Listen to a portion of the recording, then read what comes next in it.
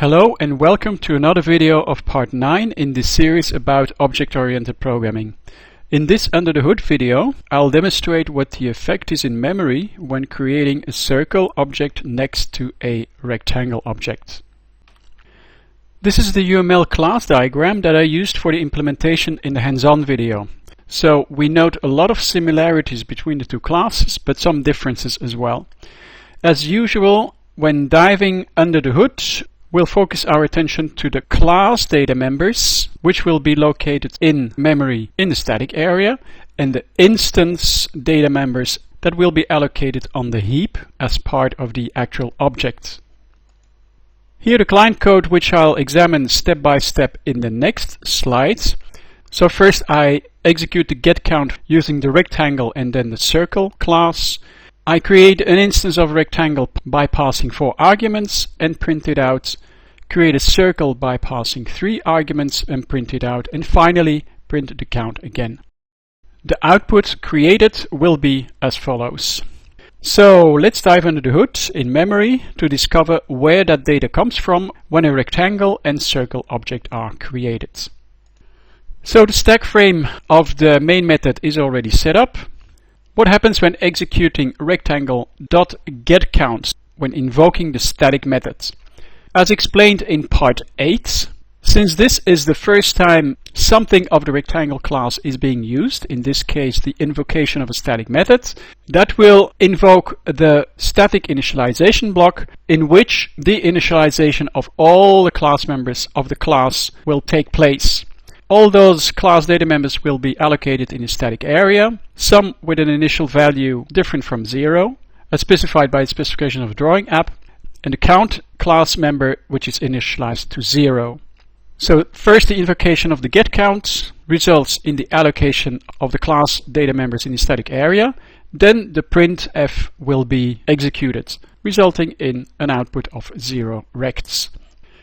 Now, very similar, this time using the circle class, since here as well this is the first time anything of the circle class is being used, that will result in the invocation of the static initialization block in the circle class on the other hand, which will result in the allocation of all the class data members of the circle class. So the radius, x, y and the count.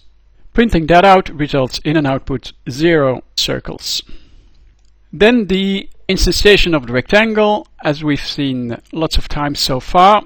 So first of all, the allocation of the local variable on the stack of rect1. Then the creation of the object due to the new keyword. All instance data members will be allocated as part of the object on the heap at a fictional address 1000. So x, y, height and width get a default value. Now, as well as we saw in part 8, before the actual initialization of the data members in a constructor, what happens before is the automatic invocation of the instance initialization block, in which we incremented the count class member of the rectangle class. Then the actual execution of the constructor, invoking all the setters, using the arguments that were passed to the 4 parameters of the constructor. Last stage is the assignment of the address of the object to rect1. When printing everything out, it resulted in the state being displayed of the rectangle object. Now, what happens when a circle object is created? Well, a very similar story actually, but instead of using the rectangle class, we're using the circle class. So first of all, the allocation of the local variable circ1 on the stack. Then the creation of the circle object using the new keywords. Circle has 3 instance data members, x, y and radius, so that is a structure of the object on the heap. Here again, before actually executing the 3 parameters constructor, first of all the automatic invocation of the instance initialization block in the circle class, incrementing the count of circle. Then the execution of the constructor, invoking the setters. The circle object is now created. And finally the assignment of the value of 2000, location of a circle object, to circ1. When printing everything out, we have the expected outputs x30, y40 and radius 300. When executing the getCount of the rectangle one more time, this value is printed out on the screen, so 1 rects, when doing something similar but with the circle class, this value is printed out on the screen, 1 circle. That's it for this under the hood video of similar classes. If you like this video, thank you for pressing the like button and or subscribing to my channel. See you.